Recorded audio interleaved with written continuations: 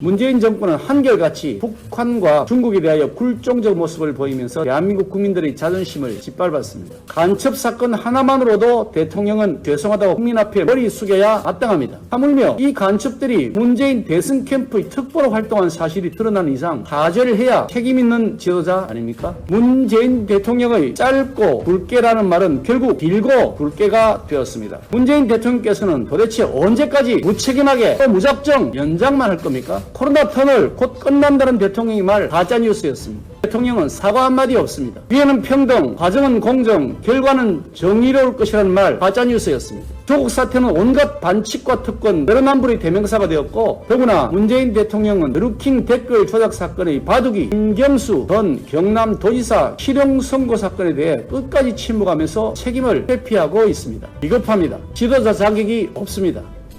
북한 김여정의 한미연합훈련 중단 하명에 대해 문재인 정부는 역시 예측대로 즉각 복종했습니다. 한미연합훈련 병력을 지난해보다 축소 실시하고 기간 단축도 고려 중이라는 것인데 무늬만 훈련이고 알맹이는 텅 빈 가짜 훈련으로 땜질하겠다는 것과 다름없습니다.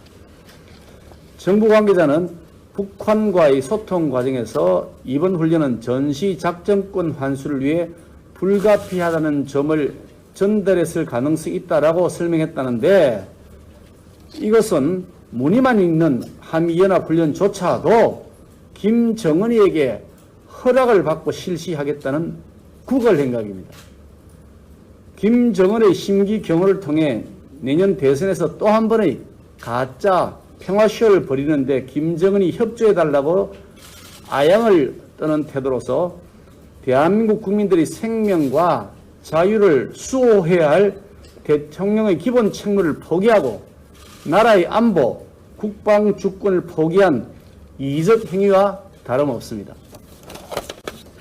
문재인 정권은 한결같이 또 일관되게 북한과 중국에 대하여 굴종적 모습을 보이면서 대한민국 국민들의 자존심을 짓밟았습니다.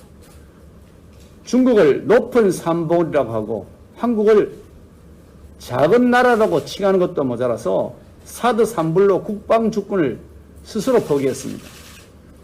중국의 외교 장관이라는 자가 한미연합훈련을 중단하라고 요구하는 노골적 내정 간섭 언사를 퍼붓고 주한 중국 대사라는 자가 사드 관련한 우리 주권을 무시하고 대선에 개입해도 우리 정부는 제대로 반박하거나 항의하는 일조차 하지 않고 있습니다. 북한이 대한민국 군 통수권자를 향해 삶은 소대가리, 특등 모조리 등 온갖 막말을 쏟아내도 그 시정을 요구하기는커녕 도리어 북한의 하명에 즉각 순응하여 한미연합훈련을 축소하는 것이 문재인 정권의 실체입니다. 시민운동가라고 위장한 간첩들이 백주대낮에 간첩활동을 벌이고 김정은에게 충성한다는 혈서를 쓰는 기막힌 일들이 벌어지면서도 이들이 도리어 큰 소리치는 세상이 됐습니다.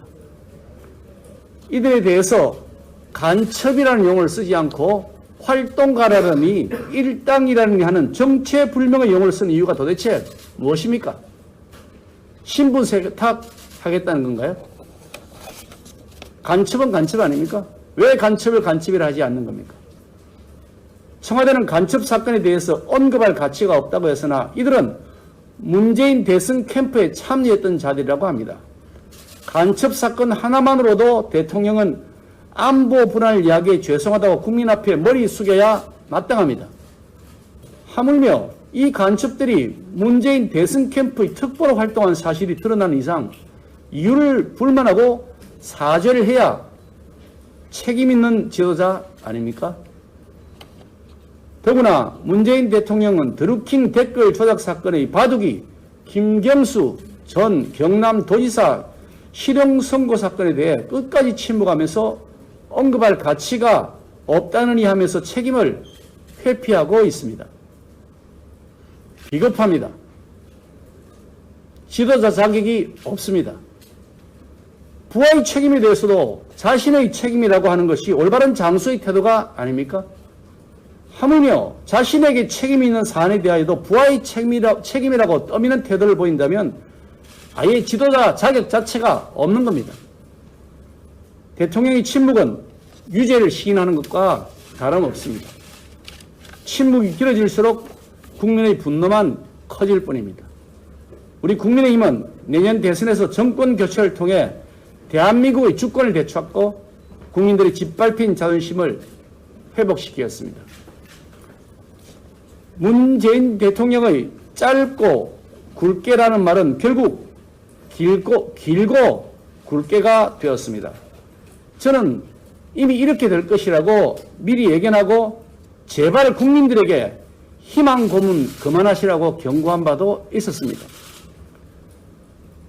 정부가 취한 거의 통행 금지에 가까운 강화된 방역 조치에도 불구하고 한 달 넘게 1000명이 훨씬 넘는 확진자 수를 기록하면서 거리두기 4단계 조치 또다시 2주간 연장됐습니다. 두 주만 하던 것이 벌써 1년이 다 됐습니다. 문재인 대통령께서는 도대체 언제까지 무책임하게 또 무작정 연장만 할 겁니까? 언제까지 자영업자, 소상공인, 평범한 국민들에게만 일방적인 희생을 강요할 작정입니까? 이 정권은 가짜뉴스와 전쟁한다면서 국회 180석을 내세워서 언론 재갈물리기법 밀어붙이고 있지만 정작 가짜뉴스 발언지는 문재인 대통령 자신입니다. K방역 내세우면서 짧고 굵게 하겠다는 말 가짜뉴스였습니다. 코로나 터널 곧 끝난다는 대통령의 말 가짜뉴스였습니다. 사회적 거리두기 언제 끝날지도 모르고 백신 감감무소식입니다.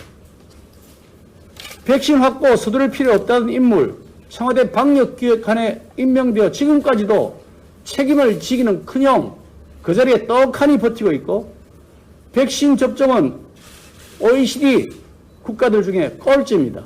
심지어 콜롬비아보다도 못하다고 합니다. 그래도 대통령은 사과 한마디 없습니다. 거꾸로 세계 최고의 방역이 되고 있다고 자랑하면서 큰 소리 치고 있습니다. 가짜뉴스입니다.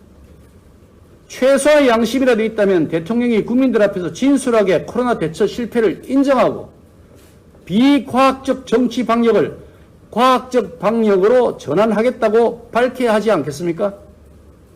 자신의 지지자들에게는 한없이 관용을 베풀고 자신의 비판자들에게는 가혹하기 짝이 없는 정치 방역으로 정권 비판자들을 옥죄고 협박하는 짓 언제까지 할 겁니까?